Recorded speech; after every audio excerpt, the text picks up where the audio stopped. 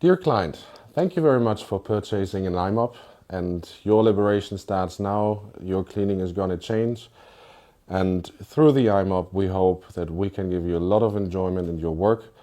And to make it really perfect, we would like to give you a little tips and tricks and an introduction how to set up the iMop, how to actually operate the iMop, and how to maintain the iMop. That everyday experience is going to be a perfect experience for you.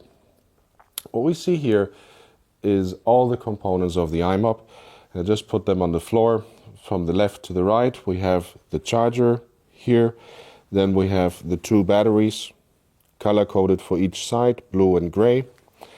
Here we have the freshwater tank with the blue cap and the dirty water tank with a gray cap. Next to this, we have the two brushes, in this case the medium brushes with the light blue, the exhaust filter, and the squeegee.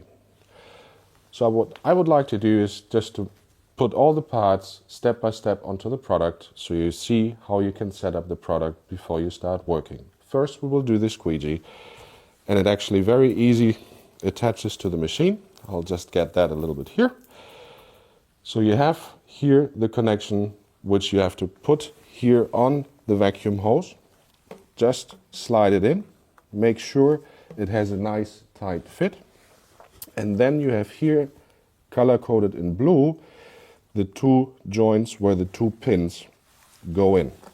So to connect the squeegee, click it on the pins and off you go. All done. After that,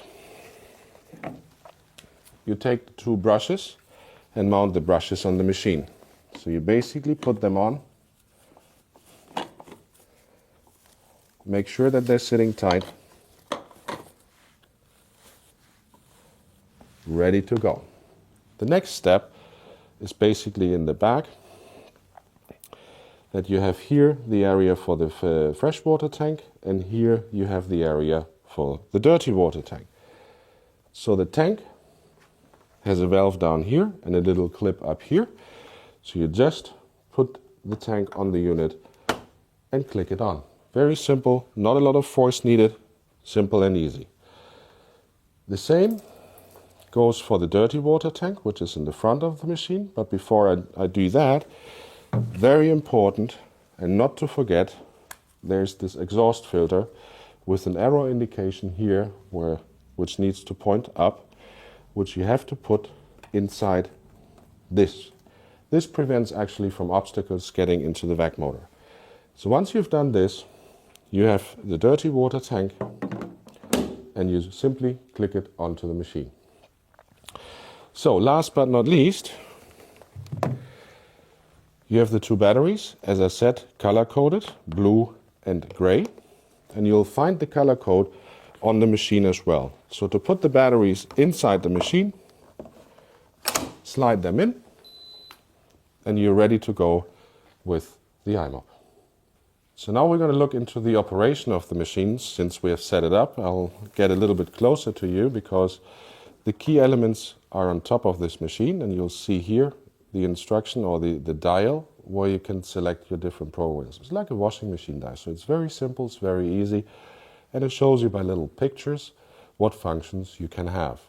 Just to give you an example, you have a water drop here and a brush. So that activates the water flow and activates the brush. The brush only, the brush and the vacuum, no water.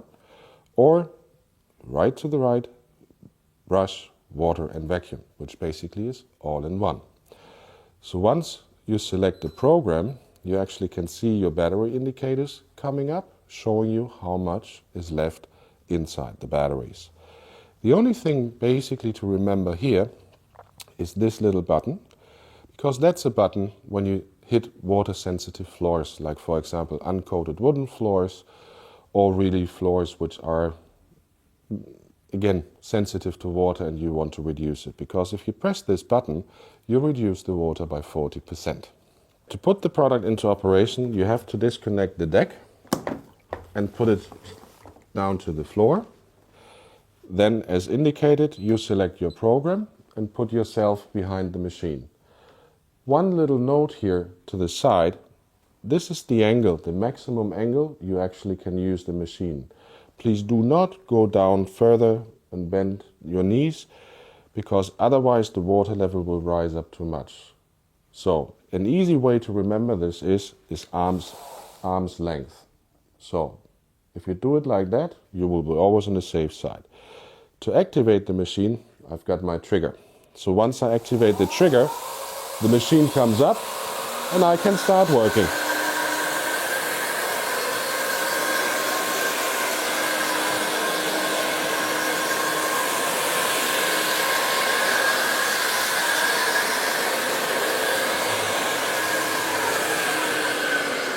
So once I'm finished, I just release the trigger, get the deck back up into the park position, and I'm finished with the job.